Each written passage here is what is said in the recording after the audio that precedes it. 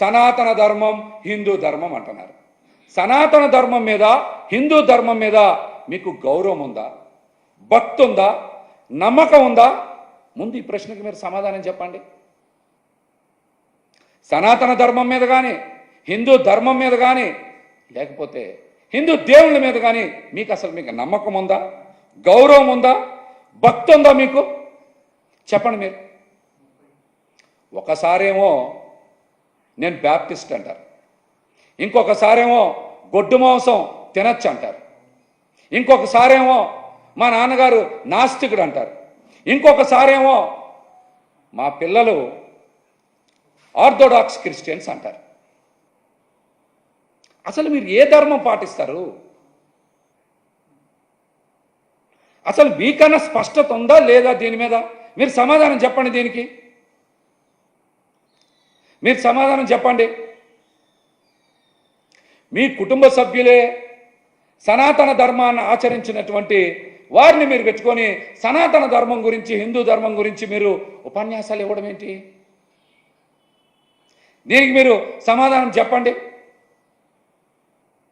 అట్లాగనే మీరు నిజంగా మీకు తిరుమల తిరుపతి దేవస్థానంలో అంత గౌరవం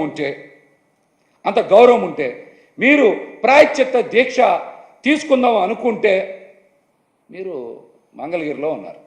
ఎక్కడ తీసుకోవాలి? తిరుమల తిరుపతి దేవస్థానం నిర్మించినటువంటి అమరావతిలో వెంకటేపాలెంలో ఉండేటువంటి ఆలయంలో మీరు దీక్ష తీసుకుంటే బాగుండేది. కానీ ఒక ప్రైవేట్ టెంపుల్, దశావతారం టెంపుల్కి వెళ్ళి మీరు దీక్ష తీసుకున్నారు.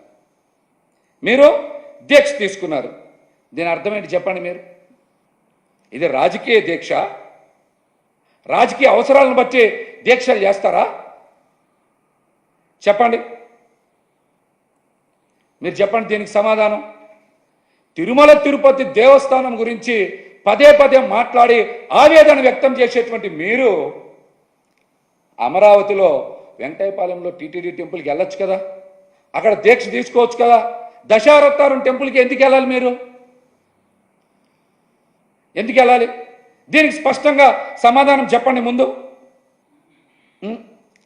ఇంకా మీరు టీటీడీ దేవాలయానికి వెళ్ళలేని మీరు హిందూ ధర్మాన్ని కాపాడతా, సనాతన ధర్మం గురించి కాపాడతా అని మీ ఇష్టం వచ్చినట్టు మాట్లాడుతున్నారు. అంటే ఎవరు అడగకూడదు, ఎవరు ప్రశ్నించకూడదు, ఎవరన్నా మాట్లాడితే వాళ్ళ మీద దాడి చేయడం, ఇష్టానుసారం మాట్లాడడం.